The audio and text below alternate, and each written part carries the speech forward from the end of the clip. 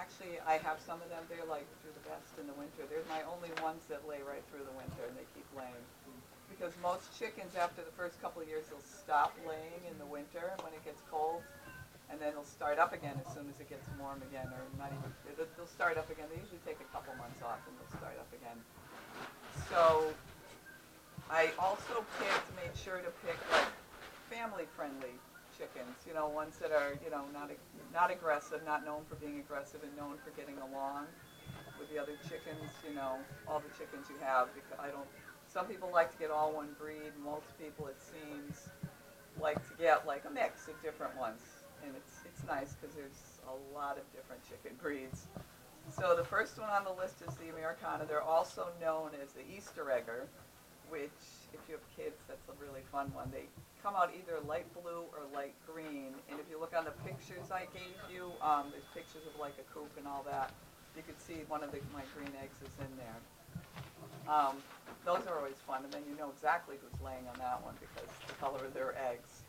And they're very friendly too. And then there's the Barred Rock, which they're fabulous layers. I have one of those. They just really good layers. You'll get a lot of eggs every week. I mean, at one point I had 11 chickens, and I was probably getting, probably a dozen, at least a dozen and a half, 2 dozen eggs a week. So I kept my neighbors very happy. I have a little elderly couple next door, and every Sunday I'd hear the little at my door. They'd have an empty carton, and I'd fill it up for them. And then they'd always be like, "When are you going away, Lisa, for like a weekend or a long weekend or a week?" Because they want to come over and they wanted to watch my chickens. That's another thing. If you have chickens, you'll always have people that want to watch them for you. That just means checking on them and getting the eggs. So they're very easy to take care of. The Black Australorp, they actually hold the world record for the most eggs laid by a chicken in 1 year. They're really big, and they're funny because when they're chicks, they look like little penguins. They're like black, a little yellow, and they look like penguins. And then when they grow up, they're so completely black and dark black, they almost look like purplish in the sun. And they're very big, very hardy, and they're very docile. I don't think they'll ever be like the head of the pecking order. They're very nice chickens.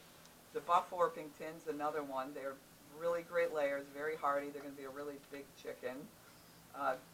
This year, for the first time, Golden Laced Wyandotte. Those, it's the first time I'm ordering them, but the more I hear about them, the more I know that they're like really New England hardy, and they're beautiful. They have like kind of like golden, that's why they call it lace, golden feathers, and then the tip is like lace. It's black around all the tips of their feathers, and they're very good layers too. And then Rhode Island Red.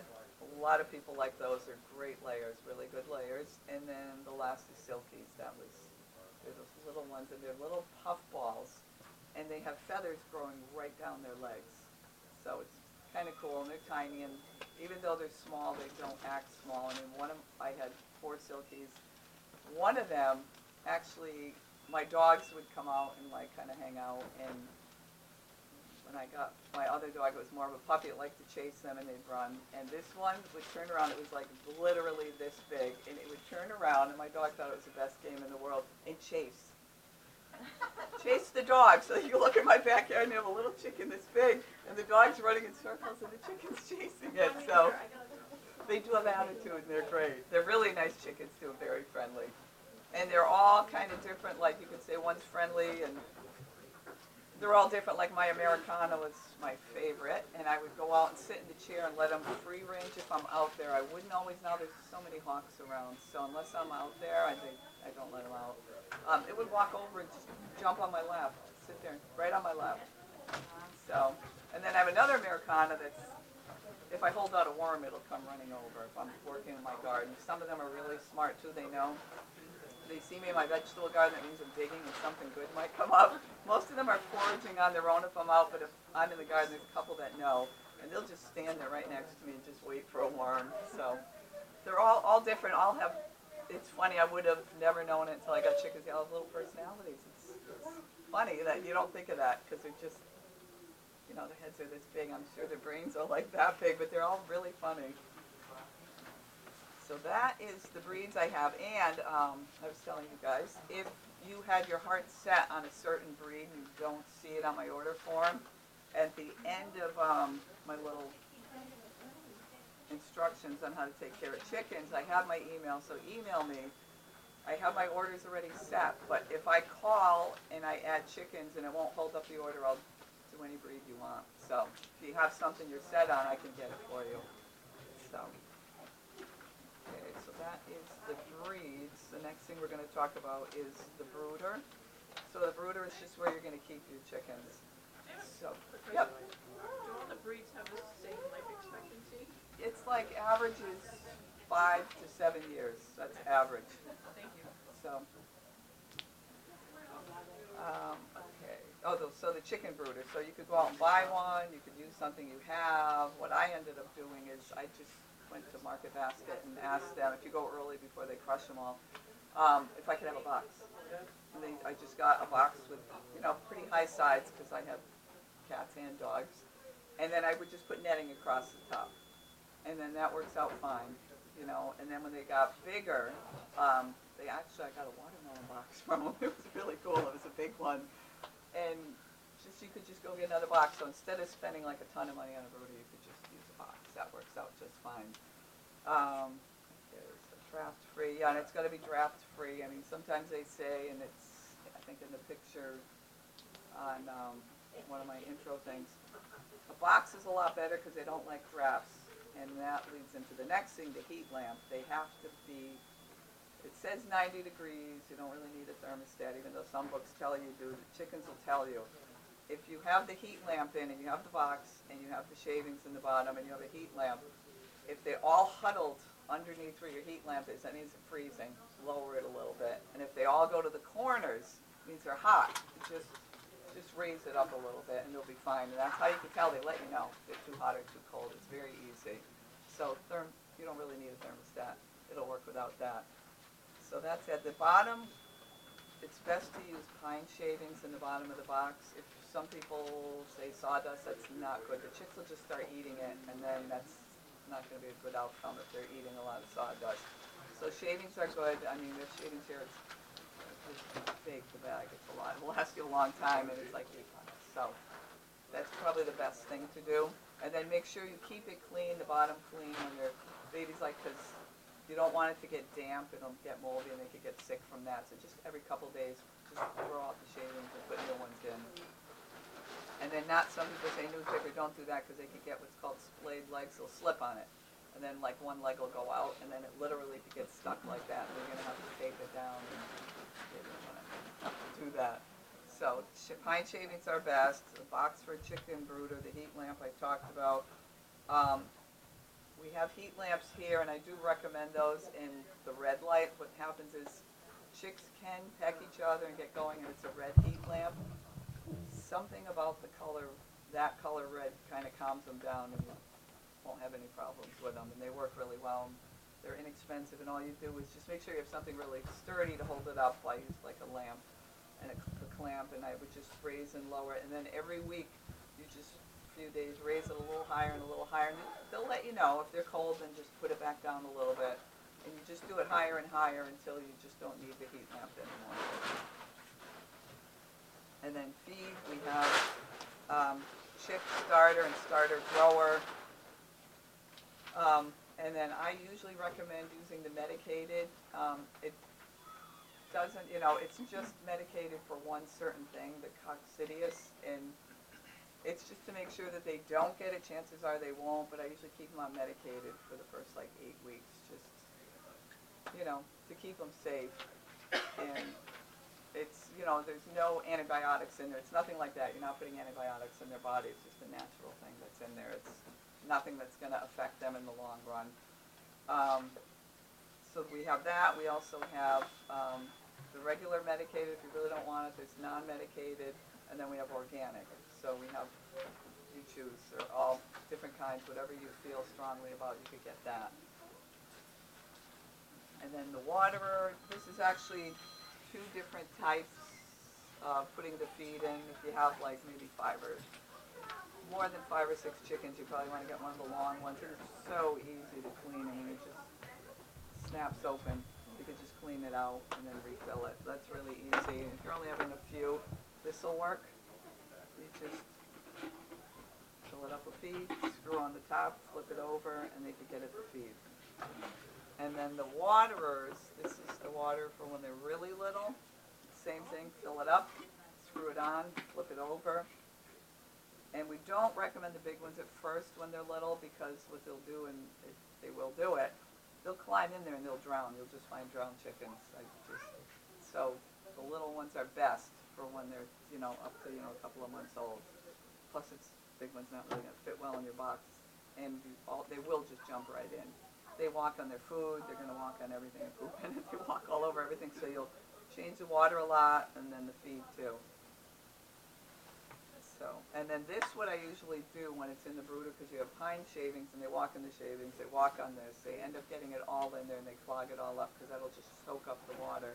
I usually just get like a little brick or a little rock or a little piece of wood, raise it up a little bit right off the bottom, and that way the shavings don't get all in it and it doesn't get gross in a matter of minutes. So if you raise it up a little bit, that'll work out perfect for the water.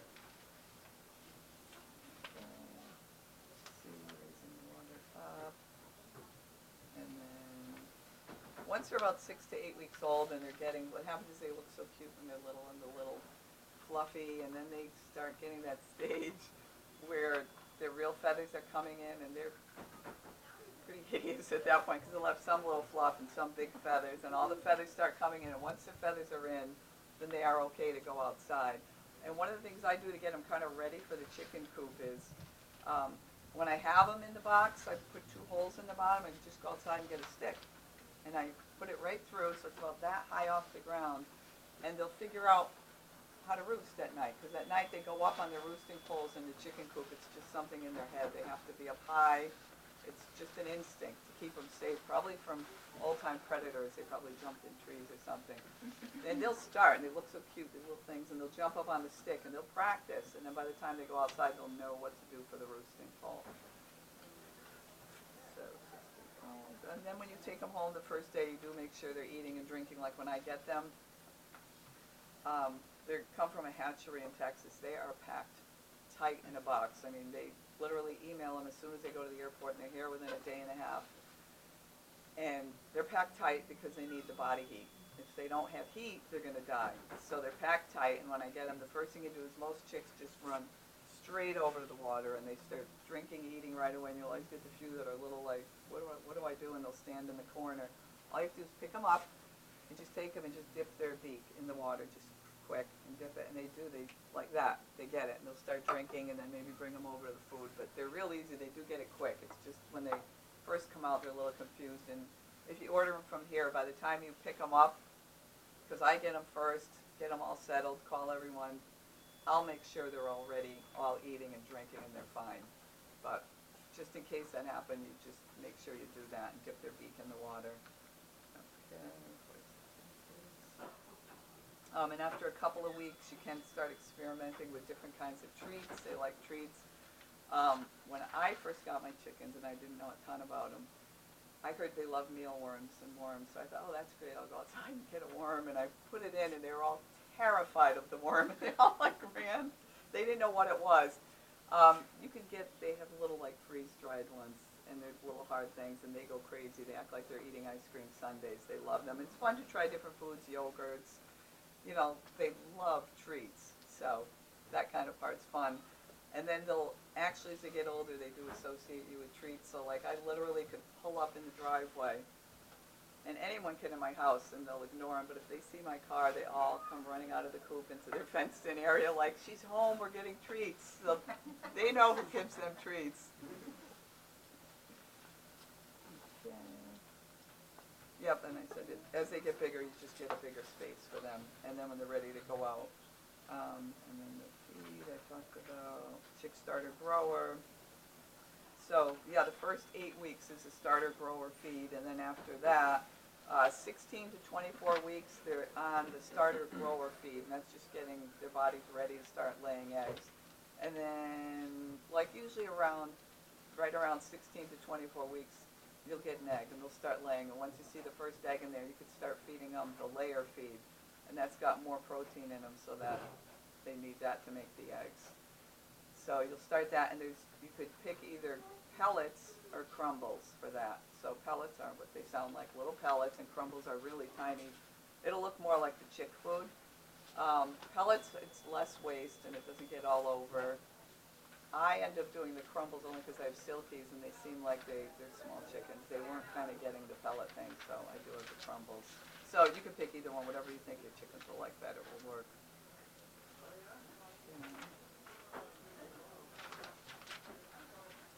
Treats we talked about. Just a few things you shouldn't do. Obviously, no really salty foods. Obviously, no chocolate. Potato peels aren't good for them. Citrus, undercooked beans, hard beans, anything like that. Avocado skin. Raw eggs. The only reason for raw eggs is once they get the taste of it, they'll want it. And then they'll start pecking their own eggs and eating them. So I've given them like when I was getting way too many eggs a week, I would hard boil some and just put it in a plastic baggie, roll it up till they're in tiny pieces because I don't want it recognizable. And the eggshell's good for them. It makes their eggshells harder, so that's good for them. And then I throw it in the coop because if it looks like an egg, they'll know and they will go in. I mean, I've actually caught, and it's hard to break, I caught one of my chickens. I opened the nesting box and she looked up and she just had egg yolk dripping from her beak. So it just looks so funny, but you just got to make sure you get the eggs in time. And I mean, all these years I've only had like that happen a couple of times. So it's just so you don't make it recognizable with something that tastes good. And that's the only reason I'm saying the eggs, just no raw eggs, because then they'll know what it is and they'll know it tastes good to them. Actually, I think everything tastes good to them. And what you can do is, go ahead. How long until you should take the egg out? Once it's laying it, how long can it sit there without them? Oh, it could sit there. It could sit there for a day. I mean, it's fine. I just pull it out in case. I don't want to tempt them. Oh. So it's not like, oh my God, it laid an egg. I don't know when it laid it. Oh, the egg's no good. No, that's not true. You could leave them. If you don't wash them, you could leave them out on the counter for days. And then once you wash them, what you're doing is a protective coating you're washing off, and then after they dry, you put them in the fridge. So everyone does it different. Some people wash them right away and put them in the fridge. Other people leave them out, wash them before they eat them. You know, it's all what you want to do. Okay. How long can you just leave it after the I would say like 5 days, they're fine at least. And then I think when they're out a while, I wash them and put them in the fridge. And then they last for weeks. Because you think about it, by the time you get the eggs in the store, they're weeks old already. You know, so. And nothing tastes like a fresh egg, I'm telling you. You will immediately taste the difference. It's a big difference. And the yolk will look more bright orange instead of kind of like a blah kind of yellowish orange. Everything looks different about them, and everything is different about them. Okay. And then what I do, well, once they're outside the feed, you make really sure you secure their food, you know, the bag of food. I put mine in like these kind of metal garbage cans with the lid, and then sometimes I actually put a bungee cord around and hook it on the handles. So just make sure that's really secure. I mean, that's when you'll start getting problems. If you don't secure the lids and make sure your food is really well, you know, it's like raccoons, anything will come and try and get the food if you leave it open. And then in the coop, what I do is I actually put a little pole across the top and I hang like this, my feeder, and it's probably, if this is the ground, it's probably about that high, so even my silkies could get at. That way it's just not in the shavings, in where something could walk in and get in. I don't think anything would walk in your coop and get it, but because they will like go after, like a chipmunk. I saw a chipmunk get in my pen once the chickens all dove at it. Yeah, they will do that. I actually had them free ranging once, and it was starting to get a little dusk out. Usually they just know on their own. They'll go right back in the coop and jump on the roosting pole. They just have this little clock in their head. It's dark. I got to get up high, and they go right back to the coop. And I had my buff Orpington. It was out in the front yard, and it was kind of zigzagging. I'm like, what is it doing? And I went to go get it, and I saw it throw its head back, and I saw a snake go down its throat. A little garter snake. It was like, so that week I threw out my eggs. I don't know why. It was just a mental thing. After seeing it eat a snake, I'm like, I can't eat those eggs this week. So they will eat anything, but keeping the food up high is a good idea. And sometimes in the summer, if I know it's going to be nice out during the day, across the corner of my coop, I'll hang like a bungee cord and I'll hang it out there for them.